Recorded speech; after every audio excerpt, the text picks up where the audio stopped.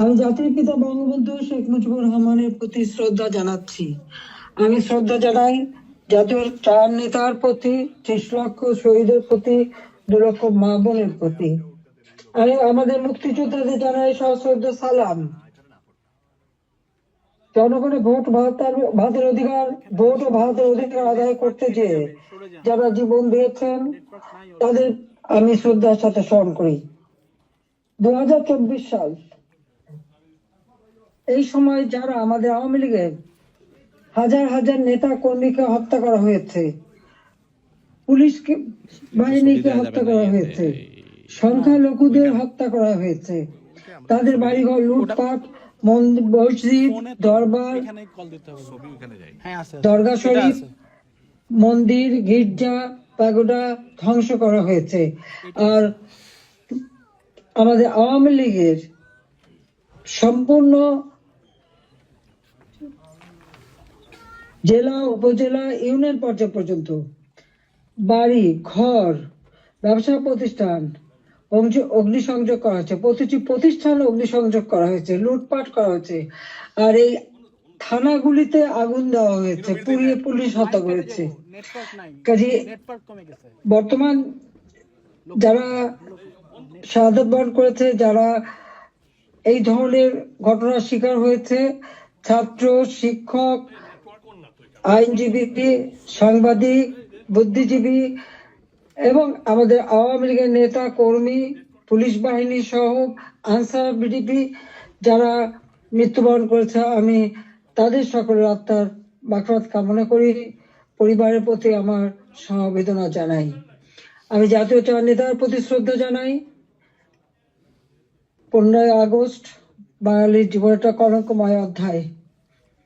সেদিন হারিয়েছে আমি আমার বাবা, মা, ভাই সকলকে। আমার মা বেগম ফজিলাতুন্নেসা, আমার 3 ভাই কামাল, জামাল, রাসেল, কামাল জামালের নবপরিণীত বধূ সুলতানা রুজি, আমার একমাত্র চাচা শেখ আবু নাসের, মুক্তিযোদ্ধা আমাদের শেখ ফজলুল হক মনি, তার অন্তঃসত্ত্বা স্ত্রী, আব্দুল রব সানিয়াবাদ, তার 13 বছর মেয়ে বেবি, 4 বছরের নাতি সুকান্ত, 10 বছরের ছেলে আরিফ, তার ভ্রাতুষ পুত্র ভাগ্নে সহ 15 আগস্টে যারা শাহাদাত বরণ করেছেন, আমি তাদের আত্মার মাগফিরাত কামনা করি। আমার বাবার military secretary brigadier Jamil Uddin এবং পুলিশ অফিসার সিদ্দিকুর রহমানকে আমি শ্রদ্ধা জানাই। আজকে আমি আপনাদের সাথে কথা বলতে চেয়ে বারবার মনে পড়ছে যে বাংলাদেশের প্রতিটি অর্জনের সাথে আমাদের প্রবাসী বাঙালিদের অবদান রয়েছে। সে আগরতলা ষড়যন্ত্র মামলা থেকে জাতির পিতাকে মুক্ত করা থেকে শুরু করে আমাদের মহান মুক্তিযুদ্ধে, এবং সেই 2007 সালে যখন আমাকে দেশে ফিরতে বাধা দিয়েছিল তখনকার সরকার, সে সময়ও আপনাদের সকলের সহযোগিতা পেয়েছি। আজকেও যখন বাংলাদেশ অত্যন্ত একটা কঠিন সময়ের মধ্য দিয়ে যাচ্ছে, একটা ফ্যাসিস্ট সরকারের অধীনে বাংলাদেশের মানুষের মৌলিক অধিকার, বেঁচে থাকার অধিকার সবই হরণ করা হয়েছে। সারা বাংলাদেশ জ্বলছে, প্রতিটি প্রতিষ্ঠান আগুন দিয়ে পোড়ানো। সেই অবস্থায়ও প্রবাসীরা আজকে নির্যাতিত নিপীড়িত মানুষের পাশে আছেন। আমি আপনাদের প্রতি কৃতজ্ঞতা জানাই, আন্তরিক ধন্যবাদ জানাই এই চরম দুঃসময় মানুষের পাশে দাঁড়ানোর জন্য। বাংলাদেশ, যে বাংলাদেশকে আমরা গড়ে তুলেছিলাম জাতির পিতার স্বপ্নের বাংলাদেশ হিসেবে, ক্ষুধা দারিদ্র্যমুক্ত বাংলাদেশ হিসেবে, অর্থনৈতিকভাবে বাংলাদেশ উন্নত হয়েছিল, কিন্তু আজকে আমরা দেখি যে একে একে সব ধ্বংস করা হয়েছে। আজকে এমন একটা সরকার ক্ষমতায় যাদের হাতে এদেশে 30 লক্ষ মানুষ শহীদ হয়েছে, আমাদের বুদ্ধিজীবীদের হত্যা করা হয়েছে। এই 14 ডিসেম্বর বুদ্ধিজীবী হত্যা দিবস, সেই সময় ওই নিজামী, মুজাহিদ থেকে শুরু করে এরা তো বিদ্যালয় সহ বিশ্ববিদ্যালয় থেকে শিক্ষক, ইঞ্জিনিয়ার, ডাক্তার সকল বুদ্ধিজীবীদেরকে তুলে নিয়ে যে নির্মমভাবে হত্যা করা হয়। বাংলাদেশকে মেধাশূন্য করার একটা চেষ্টা করা হয়েছিল সেই সময়। একদিকে পাকিস্তানি হানাদার বাহিনী, তাদের গণহত্যা, আর সেই সাথে সাথে এই আলবদর রাজাকার আল শামস বাহিনী বানিয়ে আমাদের একদিকে গণহত্যা, পাকিস্তানি হানাদার বাহিনীকে সহযোগিতা করা, অপরদিকে বুদ্ধিজীবীদের হত্যা করেছিল, যারা সেই ডিসেম্বর মাসের 14 তারিখ মানে 10 তারিখ থেকে 14 তারিখ পর্যন্ত কয়েক শত বুদ্ধিজীবীকে নির্মম ভাবে হত্যা করে। আমি তাদেরও আত্মার শান্তি কামনা করি, মাগফিরাত কামনা করি। আমরা আওয়ামী লীগ 75 সালের পর 21 বছর পরে আমরা সরকার গঠন করি, জনগণের সেবা করি। 2008-এর নির্বাচনে আমরা জয়ী হই। সেই নির্বাচনে আওয়ামী লীগ এককভাবে 233টা সিট পায়, আর বিএনপি পেয়েছিল মাত্র 30টা সিট। জনগণের ম্যান্ডেট নিয়ে আমরা সরকার গঠন করে জনগণের কল্যাণে কাজ শুরু করি, যার ফলে এদেশের জনগণ 2014 সালের নির্বাচন, 2018 সালের নির্বাচন এবং 2024 সালের নির্বাচনে স্বতঃস্ফূর্ত ভাবে একটা অবাধ, নিরপেক্ষ, সুষ্ঠু নির্বাচনের মাধ্যমে বাংলাদেশ আওয়ামী লীগকে বারবার ভোট দিয়ে তাদের সেবা করার সুযোগ দিয়েছে। আমি বাংলাদেশের জনগণের প্রতি শ্রদ্ধা জানাচ্ছি। দুর্ভাগ্যের বিষয় হলো 2024-এ সরকার গঠন করার পর আমরা যখন দেশকে এগিয়ে নিয়ে যাচ্ছি, এই বাংলাদেশকে একটা যুদ্ধ বিধ্বস্ত বাংলাদেশ গড়ে তুলে জাতির পিতা বঙ্গবন্ধু শেখ মুজিব উন্নয়ন একটা স্বল্পোন্নত দেশ হিসেবে প্রতিষ্ঠা করে দিয়েছিলেন, যেটা আন্তর্জাতিকভাবে স্বীকৃত, জাতিসংঘ কর্তৃক স্বীকৃত ছিল। সেই স্বল্পোন্নত দেশকেই আওয়ামী লীগ সরকার গঠন করার পর 2009 সাল থেকে 24 সাল এই সময়ের মধ্যে, বিশেষ করে 2021 সালে 20 সালে যখন আমরা জাতির পিতার জন্ম শতবার্ষিকী উদযাপন করি, 21 সালে যখন স্বাধীনতা সুবর্ণ জয়ন্তী উদযাপন করি, সেই সময় বাংলাদেশকে আমরা উন্নয়নশীল দেশের মর্যাদায় অধিষ্ঠিত করি।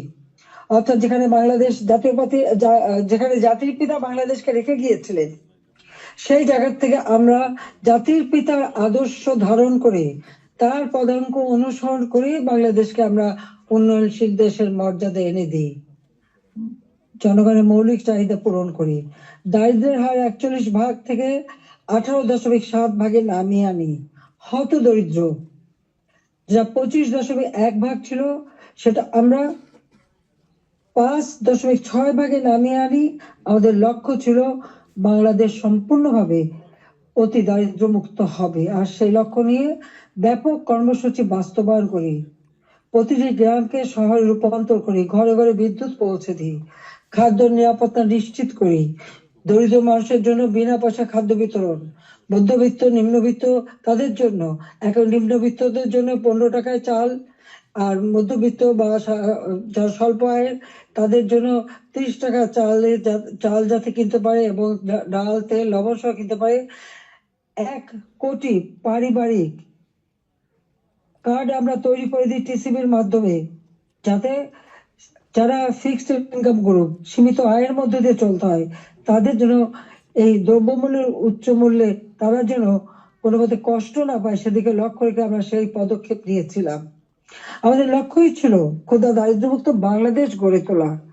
গৃহহীন ভূমিহীন মানুষকে আমরা বিনা পয়সায় ঘর করে দিই। বাংলাদেশের 58টা জেলা সম্পূর্ণভাবে ভূমিহীন গৃহহীন মুক্ত হয়, সেখানে কোনো মানুষ ভূমিহীন গৃহহীন ছিল না, আর বাকিগুলিও করে দেওয়ার কাজ চলমান ছিল। আমরা এই বছরেই বাংলাদেশকে ভূমিহীন গৃহহীন মুক্ত একটা মানব কল্যাণে রাষ্ট্র হিসেবে গড়ে তুলতে পারতাম, কিন্তু আমাদের দুর্ভাগ্য যে চরম ভাবে একটা চক্রান্ত শুরু হয়। এই চক্রান্তটা যে করা হয়েছিল সেটা আপনারা নিজেরাই জানেন, যে এখানে ডক্টর ইউনূস সে বহুদিন থেকে চেষ্টা করেছিল, 2007 দল করার চেষ্টা করেছিল, ব্যর্থ হয়েছিল, এরপর সে ষড়যন্ত্রে লিপ্ত হয় এবং সেটা সে নিজেই বলেছে। যখন জাতিসংঘে গিয়েছিল বিল ক্লিন্টন ফাউন্ডেশনের এক অনুষ্ঠানে, বিল ক্লিন্টনের সঙ্গে পরিচয় করার সময় সে বলেছিল যে 2024 জুলাই 7 তারিখ থেকে যে কোটা আন্দোলন শুরু হয়, এটা কোনো ছাত্র জনতার আন্দোলন ছিল না, এটা ছিল তার মেটিকুলাসলি ডিজাইন করা একটা পরিকল্পিতভাবে আন্দোলন, যার মাধ্যমে আমাকে ক্ষমতাচ্যুত করে এবং তার মাস্টার মাইন্ড দিয়ে সে পরিকল্পনা করে এটা করেছিল। কথাটা বাস্তব, কারণ কোনো কোটা ছিল না, সব দাবি মানা হয়ে গেছিল। কিন্তু দাবি মানার পরেও কেন আন্দোলন চলে, আর এই আন্দোলনের কোনো নেতা কিন্তু খুঁজে পাওয়া যায়নি। যেখানে যেটা গভীর চক্রান্ত সেটা বোঝাই যাচ্ছিল। এই চক্রান্তটা সে মেটিকুলাসলি করেছিল। তার চক্রান্ত 1, 2, 3 অর্থাৎ ABC, এইভাবেই এভাবেই তার পরিকল্পনা করা। প্রথমে আন্দোলন সে সফল করলো, এরপর সব জ্বালা পোড়াও। জাতির পিতা বঙ্গবন্ধু স্মৃতি জাদুঘর, ওই ছবিটুকু তো আমরা 2 বোন পেয়েছিলাম। আমরা তো ভোগের জন্য নেইনি, জনগণকে এই সম্পদ দান করেছিলাম। সেই বঙ্গবন্ধু ভবন, স্মৃতি জাদুঘর আগুন পড়ায় একসাথে, ওই লাইনে 9টা বাড়ি পড়ায়, 4টা মানুষ পড়ে মারা যায়। খালি এখানেই না, সারা বাংলাদেশ আগুন দিয়ে জ্বালায় তারা। সেই মেট্রো, ওই ইউনূসের একজন সমন্বয়ক, সে সে নিজেই স্বীকার করেছে পুলিশ হত্যা এবং মেট্রো রেলে আগুন না দিলে নাকি তাদের বিপ্লব সফল হতো না।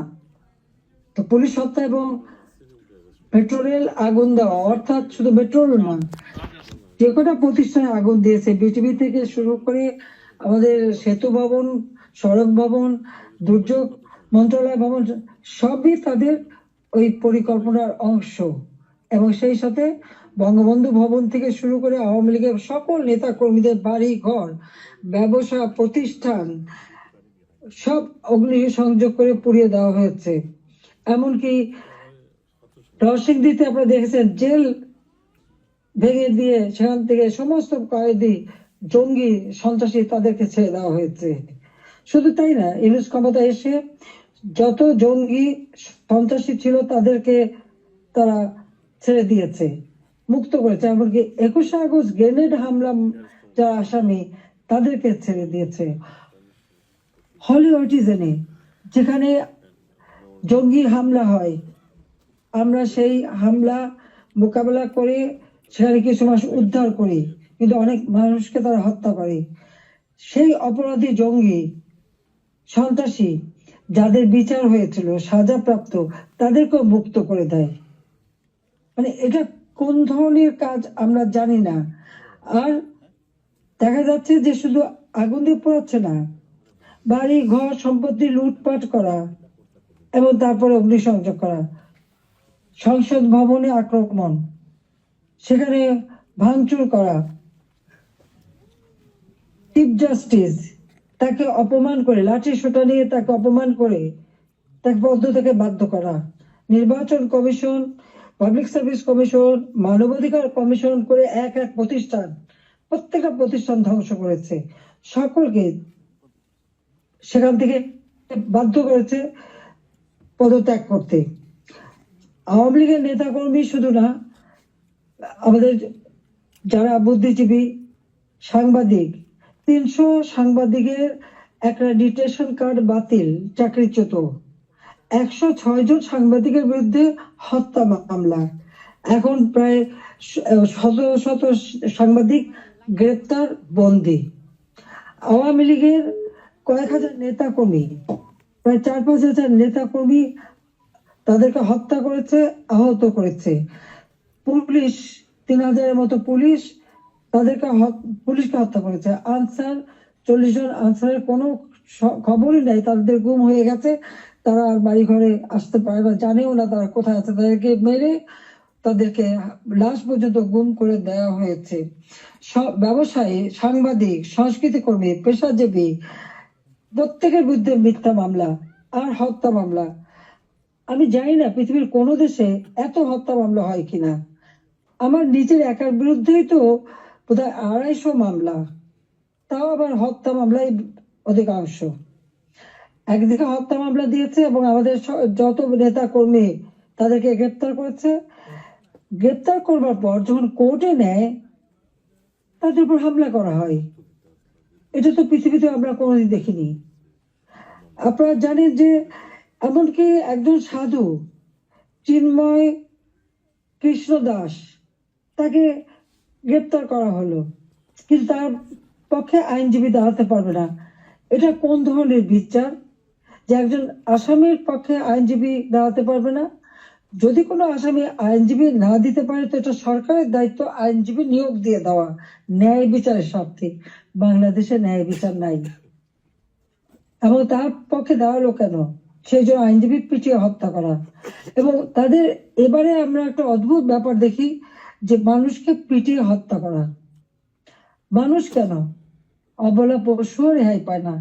আওয়ামী লীগ নেতার বাড়িতে তাকে পায়নি বলে তার বাড়ির পালা গরু, সেই গরুকেও তারা কিভাবে পিটিয়ে হত্যা করেছে এই জামাত শিবির এবং আমাদের ইউনূস সাহেবের মানে সন্ত্রাসী ক্যাডাররা, সেটা নিশ্চয়ই আপনারা ভিডিওতে দেখেছেন।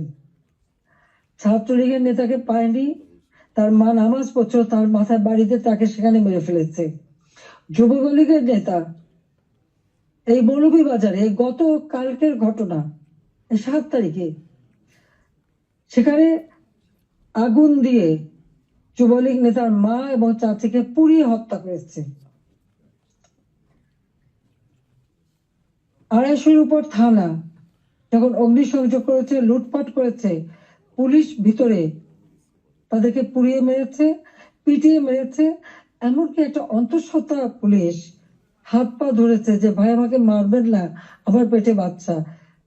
তাদের কথা কান দেয়নি, তাদেরকে পিটিয়ে পিটিয়ে হত্যা করেছে।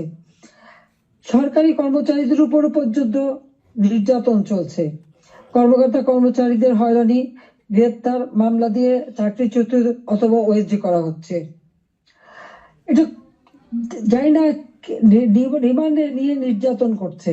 আমাদের আওয়ামী লীগের নেতা থেকে শুরু করে সকলকেই রিমান্ডে নেওয়ার পর তাদের উপর অকথ্য অত্যাচার হচ্ছে, নির্যাতন করা হচ্ছে। চরম মানবাধিকার লঙ্ঘন চলছে বাংলাদেশে, চরম একটা ফ্যাসিস্ট সরকার। আমার বিরুদ্ধে কথা বলা হয় আমি নাকি ফ্যাসিস্ট ছিলাম, আমি নাকি স্বৈরাচারী ছিলাম। তা আমি একটা প্রশ্ন করি, আমার সময় তো সংবাদপত্র, টেলিভিশন, রেডিও, সোশ্যাল মিডিয়া সবই তো সম্পূর্ণ স্বাধীনতা ভোগ করেছে। যার যখন যেরকম আলোচনা করা দরকার করেছে, টক শোতে যত রকমের সমালোচনা করা তারা করেছে। রেডিও, টেলিভিশন, সংবাদপত্র সবই তো স্বাধীন ছিল। কই এখন তো তারা কোনো নিউজ দিতে পারে না। প্রত্যেক জায়গায় ইউনূসের ওই ইউনূস তো নিজেই একটা মাস্টার মাইন্ড খুনি, তার এজেন্ট সব জায়গায় আছে। প্রত্যেক জায়গায় তারা ঠিক করে দেয় কোন সংবাদ যাবে কোন সংবাদ যাবে না। এই যে বাংলাদেশে এত ঘটনা ঘটে যাচ্ছে, প্রায় 1 কোটির মতো প্রতিষ্ঠান শুধু অগ্নিসংযোগ করে ধ্বংস করা হয়েছে। ইন্ডাস্ট্রি, হোটেল, 5 স্টার হোটেল থেকে শুরু করে কোনো কিছু বাদ যায়নি তাদের আক্রমণ থেকে। কেউ কি কোনো সে একটা নিউজ দিতে পেরেছে? কেউ কি কোনো সংবাদ দিতে পেরেছে? কেউ কি বিচার চাইতে পেরেছে? বিচার চাওয়ারও সুযোগ নেই, থানায় মামলা দেওয়ার সুযোগ নেই। মামলা শুধু সেটুকু হবে যেটুকু তারা বলে দেবে সেইটুকু। ন্যায় বিচার পাওয়ার অধিকার মানুষের নাই। উচ্চ আদালত থেকে শুরু করে সর্বক্ষেত্রে দলীয়করণ, চরম ভাবে দলীয়করণ। বলছে বৈষম্য বিরোধী আন্দোলন, এখন তো দেখা যায় সব জায়গায় বৈষম্য সৃষ্টি করা হচ্ছে। আমি একটা কথাই বলতে চাই, যে সমস্ত অপবাদগুলি দেওয়া হয়েছে সবাই একটু তুলনা করে দেখুন যে আওয়ামী লীগ সরকারে থাকতে মানুষ কিভাবে স্বাধীনতা ভোগ করেছে। সেটা সোশ্যাল মিডিয়া হোক, তাদের বক্তব্য হোক, মিটিং মিছিলে হোক, সবকিছুতে অধিকার ছিল। আমরা তো সেখানে হস্তক্ষেপ করিনি। কিন্তু আজকে কি আওয়ামী লীগের একটা নেতা কর্মী রাস্তায় নামতে পারে না, রাস্তা দিয়ে হেঁটে যাচ্ছে, একজন বলে দিল উনি আওয়ামী লীগের কর্মী, সঙ্গে সঙ্গে তাকে এক কোপ দিয়ে হাত ফেলে দিল, কেটে ফেললো। কোন দেশে বাস করি আমরা? কি অপরাধ! আর সেই সাথে দেখা গেল কি এই অপরাধীদের দায় মুক্তি দেওয়া হলো। জুলাই 15 তারিখ থেকে এ পর্যন্ত যাদের হত্যা করা হয়েছে, লুটপাট, অগ্নিসংযোগ, মানুষ হত্যা, ছাত্র হত্যা, প্রতিটি শিক্ষা প্রতিষ্ঠানে লুটপাট, তাদের সেখানে তাদের উপর নির্যাতন, শিক্ষকদের উপরে নির্যাতন, ছাত্রদের উপরে নির্যাতন, প্রতিটি জায়গায় নির্যাতন চালানো হচ্ছে। আপনি কি একবার ভাবতে পারেন শিক্ষক গুরুজন। শিক্ষককে দেখলে ছাত্ররা ভয় পায়, সমীহ করে। আর আমরা কি দেখলাম আমাদের মানে নোবেলের আমলে? আমরা দেখলাম ছাত্ররা শিক্ষকদের অপমান করছে, অধ্যক্ষকে পদ থেকে বাধ্য করছে, ছাত্রীরা প্রিন্সিপালকে গাছের সাথে বেঁধে রাখছে, ছাত্রছাত্রীরা টিচারের গলায় জুতোর মালা পরাচ্ছে, গালে থাপ্পড় মারছে। এটা কোন ধরনের আচরণ এই কোমলমতি শিক্ষক ছাত্রছাত্রীদের শেখানো হচ্ছে? এদের ভবিষ্যৎটা কি? এরা কি আবার ভবিষ্যতে কোনোদিন বলে বসবে তুমি আমার বাবা না, রিজাইন করো, যেমন শিক্ষকদের রিজাইন করিয়েছে? কোনদিন বাকে বলবে তুমি আর আমার মা না, তুমি এখন রিজাইন করো, মাতৃত্ব থেকে রিজাইন করো, পিতৃত্ব থেকে রিজাইন করো? সেটাই হয়তো বলে বসবে। এটাকে অভিভাবকরা দেখে না?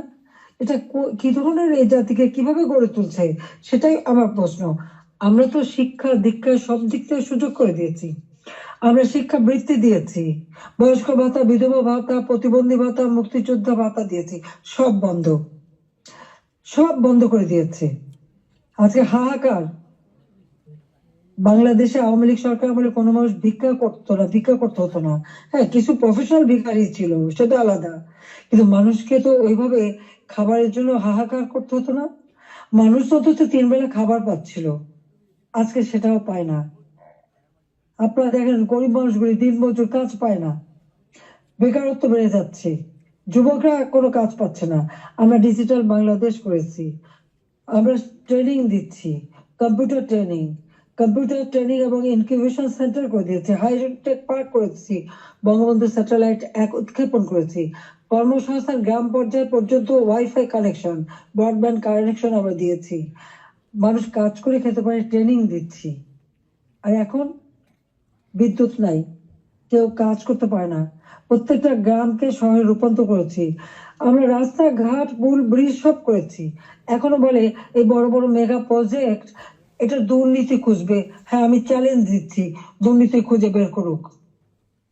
মানি লন্ডারিং এর কথা একজনে, আমি দেখলাম এক কমিটি বানিয়েছে, তারা বলে দিল অর্থনীতির বিষয়ে। আমার প্রশ্ন, মানি লন্ডারিং এর খোঁজ করবেন, সবার আগে ওই ইউনুসের মানি লন্ডারিং এর খোঁজটা করুন। কত টাকা পাচার করেছে গ্রামীণ ব্যাংকের, কত টাকা পাচার করেছে গ্রামীণ ফোনের, আগে সেই হিসাবটা বের করেন, তাহলে দেখবো স্বচ্ছ সাথে। নিজের নামে দুর্নীতির মামলা হয়েছে, সেই দুর্নীতি দমন কমিশন, তাদেরকেও পদকে বাধ্য করে দলীয়করণ করা হয়েছে, আর সেই দুর্নীতির মামলা, সব মামলা প্রত্যাহার করে নেওয়া হয়েছে। 666 কোটি টাকা ট্যাক্স, কত সম্পদের মালিক যে এত টাকা ট্যাক্স হয়? সেই ট্যাক্সও তার দেওয়া লাগবে না, সেটাও মাপ। নিজের ট্যাক্স মাপ করিয়ে নিয়ে, নিজের দুর্নীতি মামলা প্রত্যাহার করে নিয়ে অন্যের দুর্নীতি খুঁজতে যাওয়া আর অন্যকে ট্যাক্স দেওয়ার জন্য আবেদন করা, এটা কোন ধরনের মানসিকতার, কোন ধরনের খেলা? বা এটা তো জাতির সাথে তামাশা করা, সেটা একটা তামাশা করছে, এটাই আমার মনে হচ্ছে। আজকে বিচার নেই, মানুষ ন্যায় বিচার থেকে বঞ্চিত, আজকে মানুষের পেটে খাবার নেই, আজকে চারিদিকে হাহাকার, মানুষের কথা বলার অধিকার নেই, রাজনীতি করার অধিকার নেই। আমাদের আওয়ামী লীগ কোন অপরাধটা করেছে? বাংলাদেশের মানুষের যতটুকু অর্জন আওয়ামী লীগের হাত দিয়েই, সেই বাংলা ভাষায় কথা বলার অধিকার থেকে শুরু করে স্বাধীনতা অর্জন, বিজয় অর্জন, এই 16ই ডিসেম্বর আমাদের বিজয় দিবস, এই বিজয় অর্জন সবই আওয়ামী লীগের হাত ধরে। বাংলাদেশে কে একটা যুদ্ধ বিধ্বস্ত দেশ, একটি প্রদেশকে রাষ্ট্রে উন্নীত করা, এটাও আওয়ামী লীগের দ্বারা। স্বল্পোন্নত দেশ থেকে আজকে উন্নয়নশীল দেশের মর্যাদা, এটাও তো আওয়ামী লীগ অর্জন করে দিয়েছে।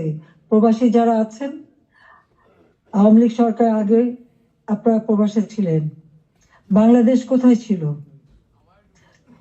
সেই সময় আপনারা মানুষের কাছে গেলে কিভাবে, মানুষ তো করুণার চোখে দেখতো। জাতিপিতা বলেছিলেন ভিক্ষুক জাতির কোনো ইজ্জত থাকে না, তাহলে ভিক্ষুক জাতি হতে চায়নি, আত্মমর্যাদাশীল জাতি হিসেবে বাংলাদেশকে গড়তে চেয়েছিলাম, আর সেভাবে গড়েছিলাম। আপনারা নিজে একবার চিন্তা করে দেখেন, আমি সরকারে থাকতে বাংলাদেশ শুনলে পৃথিবী কি বলতো? পৃথিবী বলতো বাংলাদেশ উন্নয়নশীল দেশ, বাংলাদেশ একটা উন্নয়নের মডেল, বাংলাদেশের উন্নয়ন একটা বিস্ময়। বাংলাদেশের মানুষ যেখানে যেত মর্যাদা পেত। আমরা নিজস্ব অর্থায়নে পদ্মা সেতু নির্মাণ করে বাংলাদেশকে দেখিয়ে দিয়ে এবং সারা বিশ্বকে দেখিয়েছি বাংলাদেশ পারে, অসাধ্য সাধন করতে পারে, সেটা আমরা দেখিয়েছিলাম। কিন্তু আজকে যিনি পদ্মা সেতু টাকাও বন্ধ করেছিলেন একটা এমডি পদে থাকতে পারেননি বলে সরকার বোধে মামলা করে হেরে গিয়েছিল, যিনি লেবারদের অর্থ আত্মসাৎ করে সেই টাকা দুর্নীতি করে লেবার কোর্টে মামলায় সাজাপ্রাপ্ত আসামি হচ্ছে ইউনূস। লেবার কোর্টে তার সাজা হবার পর সে যখন জামিনে আবেদন করে সে কিন্তু জামিন পেয়েছিল, সরকারের পক্ষ থেকে কিন্তু বাধা দেওয়া হয়নি। কিন্তু আজকে দেখেন আপনারা, হাজার হাজার আওয়ামী লীগের নেতা কর্মী প্রায় 30,000-এর মতো মামলা দিয়েছে। সব মামলা বেশিরভাগ হলো, এর 90% হলো হত্যা মামলা, কেউ জামিন পাবে না। সে তো সাজা পেয়েও জামিন পেয়েছিল আওয়ামী লীগ সরকারের আমলে। সে নিজে একটু ভেবে দেখুক, আপনারাও বিচার করে দেখেন। আমি বিশ্বের সবাইকে বলতে আপনারাও বিচার করেন। কই আওয়ামী লীগ তো বাধা দেয়নি কোনো। ন্যায় বিচার পাওয়ার অধিকার সকলে আছে, কোর্ট সম্পূর্ণ স্বাধীন ছিল, বিচার বিভাগ স্বাধীন ছিল, কাজে সেখানে মানুষ সেই স্বাধীনতা ভোগ করেছে।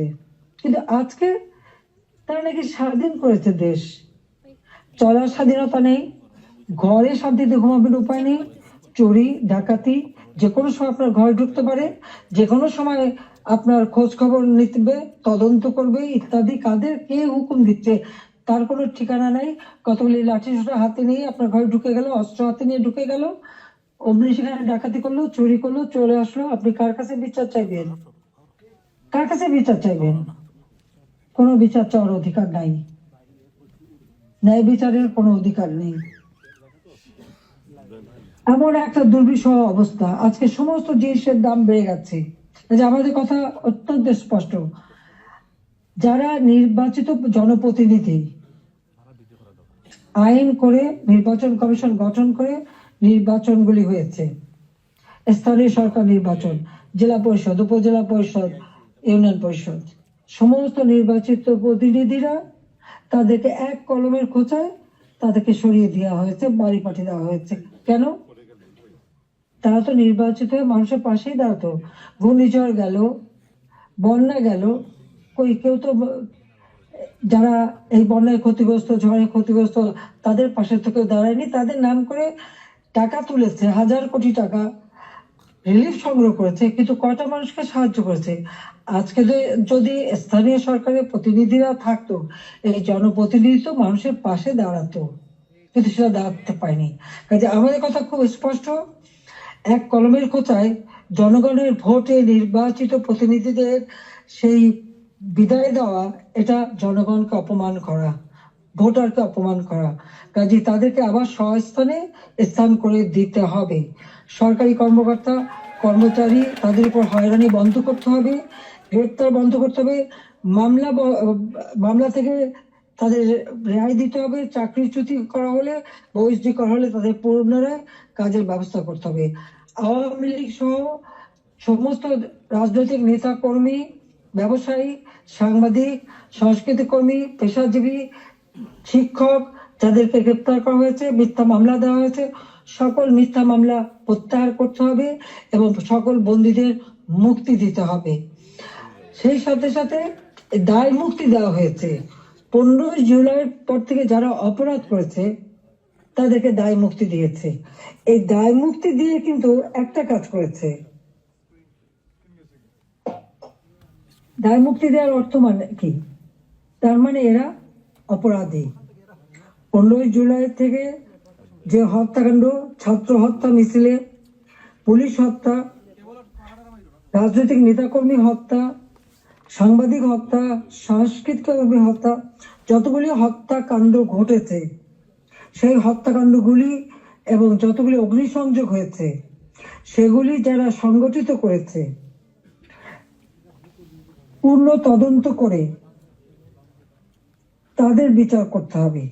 আর এই মিথ্যা মামলাগুলি যাদের বিরুদ্ধে দেওয়া হয়েছে সব মামলা প্রত্যাহার করতে হবে। 15 জুলাই থেকে 8 আগস্ট পর্যন্ত যাদের দায় মুক্তি দেওয়া হয়েছে, এই দায় মুক্তি দেওয়ার কোনো অধিকার নেই, তাদের বিচার করতে হবে। কারণ দায় মুক্তি দিয়ে আমাদের মাস্টার মাইন্ড খুনি ইউনূস সাহেব এটাই প্রমাণ করেছে যে এরা সব অপরাধী, এই সমস্ত অপরাধ তারা করেছে। একই সাথে মিছিল করেছে, ক্লোজ রেঞ্জে গুলি করা হয়েছে, মানুষ মারা হয়েছে। আবু সাঈদের হত্যাকাণ্ড, মুগ্ধর হত্যাকাণ্ড, সব হত্যাকাণ্ডের জন্য কিন্তু এই মাস্টার মাইন্ডেরই দায়ী। কারণ তারাই এই হত্যাকাণ্ড ঘটিয়েছিল, কারণ লাশ ফেলেও সরকার পড়ে যাবে। হ্যাঁ, আমি যদি আরো শক্তি প্রয়োগ করতাম অনেক লাশ পড়তো, আমি সরে আসতাম না। কিন্তু আমি তো লাশের উপরে লাশ ফেলতে চাইনি, আমি তো চাইনি মানুষ আরো জীবন দিক। কারণ আমি তো স্পষ্ট দেখতে পাচ্ছি যে পরিকল্পিতভাবে হত্যা হচ্ছে। পুলিশকে খামাখা দোষারোপ দিচ্ছে, পুলিশকে তো রাবার বুলেট ব্যবহার করেছে এবং যখন পুলিশকে মেরে ঝুলানো হয়েছে তখন তারা তাদের জীবন বাঁচাতে চেষ্টা করেছে। এটা কিন্তু একটা ইউনিভার্সাল সিস্টেম, এটা বিশ্বব্যাপী আছে, তাদেরও আত্মরক্ষার সুযোগ আছে। কিন্তু যারা এভাবে পিটিয়ে পিটিয়ে হত্যা করলো, যারা আগুন জ্বালিয়ে দিয়ে পুড়িয়ে হত্যা করলো, তাদের বিচার কেন হবে না? যারা ঘরে ঘরে যে লুটপাট করলো, আগুন দিল, এমপি হোস্টেল, সংসদ ভবন, সেগুলি যারা ভাঙচুর করেছে, প্রত্যেকটা এমপির হোস্টেলের রুম তারা লুটপাট করেছে তালা ভেঙে ভেঙে। প্রথমে চুরি করেছে, লুটপাট করেছে ছাত্র নামধারী, তারপরে সেখান থেকে পরে পুলিশে দিয়েছে। প্রত্যেকটা বাড়ি বাড়ি যে হামলা, লুটপাট। আমাদের তো কিছুই নেই, গণভবন লুটপাট, আমি তো গণভবন ছেড়ে দিয়ে আসছি। আমরা দেখলাম ইউনূস সাহেব নিজেই তার সমন্বয়কদের নিয়ে চলে গেছেন গণভবনে, কাজে লুটপাটের কিছু ভাগ বটরা নেওয়ার জন্য। সেখানেও যা যায় উনিও সেই লুটপাট করেছেন। কাজে এই লুটেরা এখন দেশ লুট করছে। শেয়ার মার্কেটে লক্ষ কোটি টাকা পাচার হয়ে গেল, কোথায় গেল ওই টাকা? ব্যাংকগুলি এক এক করে সব বসে যাচ্ছে। কেন? অর্থনীতিকে এভাবে কেন ধ্বংস করলো? যেখানে মাথা পিছু আয় আমরা বাড়িয়েছিলাম, আমরা আজকে আন্তর্জাতিকভাবে স্বীকৃত যে বাংলাদেশ উন্নত হচ্ছে, 35তম অর্থনীতির দেশ আমাদের লক্ষ্য ছিল। আমরা প্রকৃতপক্ষে এটা 25তম আমরা করে ফেলেছিলাম। আমরা আরো উন্নত করতাম, 26 সালের মধ্যে বাংলাদেশ আরো এগিয়ে যেত। 41 সালের মধ্যে বাংলাদেশকে আমরা একটা আধুনিক স্মার্ট বাংলাদেশ গড়ে তুলব, সেই লক্ষ্য নিয়ে আমরা কাজ করছিলাম।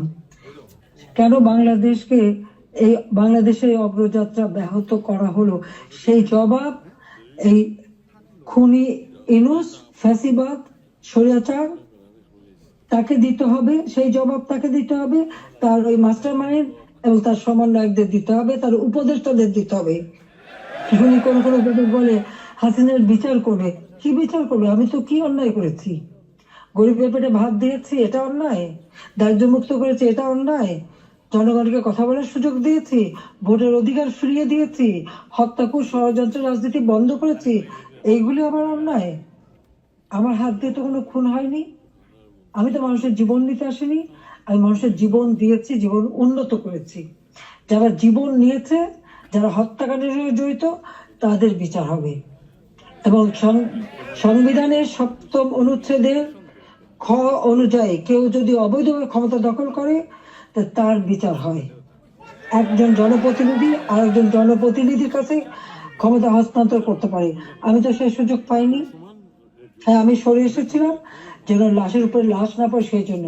দুর্ভাগ্যের বিষয় যে থামেনি। একদিন ইনশাআল্লাহ সেই দিন আসবে, এই খুনিদের বিচার একদিন বাংলা মাটিতে হবেই হবে। কারণ আমরা করি, সেটা আমরা করব। যেমন যুদ্ধ অপরাধীদের বিচার করেছি, 15 আগস্টের হত্যাকারীদের বিচার করেছি।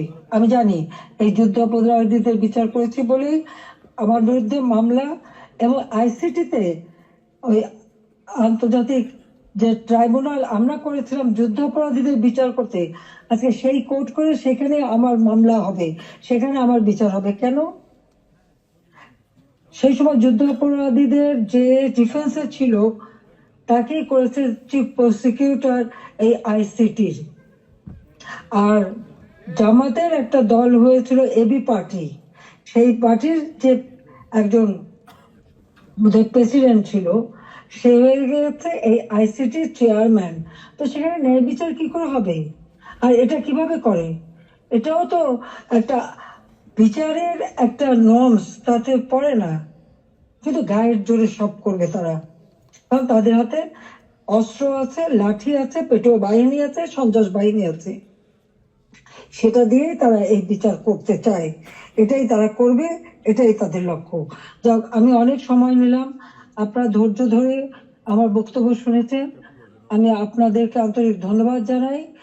ইনশাল্লাহ এই বিজয়ের মাস আমাদের, এই অন্ধকার কেটে যাবে, নতুন সূর্য উদিত হবে, বাংলাদেশ আবার উন্নয়নের পথে এগিয়ে যাবে। এই ফ্যাসিস্ট খুনি পরিকল্পিতভাবে যে আমাদের দেশকে ধ্বংস করছে, এই খুনি ইউনূস এবং তার যে চালাচামুন্ডা সন্ত্রাস বাহিনী, তার উপদেষ্টা, তার সমন্বয়ক, ইনশাআল্লাহ বাংলাদেশের জনগণই তাদের বিচার করবে, সে বিচার হবে, এটা অবশ্যই হবে আমি বলতে পারি, কারণ আমরা ন্যায়ের পথে আছি, সত্যের পথে আছি। আমি জনগণের কল্যাণে কাজ করি, জনগণের ভাগ্য পরিবর্তন করেছিলাম, সেটা নষ্ট করেছে। ইনশাআল্লাহ আবার এদেশের মানুষ জেগে উঠবে, আবার বাংলাদেশের মানুষ বিশ্বব্যাপী মর্যাদা পাবে, সম্মান পাবে। সবাইকে আমি আন্তরিক ধন্যবাদ জানাই, আবারও ধন্যবাদ জানাই আমাদের প্রবাসীদের, আমাদের অর্থনীতিতে আপনাদের অনেক অবদান, আমাদের দেশের অগ্রযাত্রা, দেশের প্রতিটি অর্থনী প্রবাসীদের অবদান রয়েছে, সেজন্য সকলকে আমি আন্তরিক ধন্যবাদ জানাই, কৃতজ্ঞতা জানাই। সকলে ঐক্যবদ্ধ হন, এই ফ্যাসিস্ট স্বৈরাচার ইউনূস সরকারের হাত থেকে দেশ যেন মুক্ত হয়, দেশের মানুষ যেন আবার তাদের সুস্থ জীবন ফিরে পায়, সেই কামনা করে জাতির পিতার স্বপ্নে সোনার বাংলা ইনশাল্লাহ আমরা গড়ে তুলব, সেই প্রত্যয় ব্যক্ত করে আমার বক্তব্য শেষ করছি। খোদা হাফেজ। জয় বাংলা, জয় বঙ্গবন্ধু, বাংলাদেশ চিরজীবী হোক।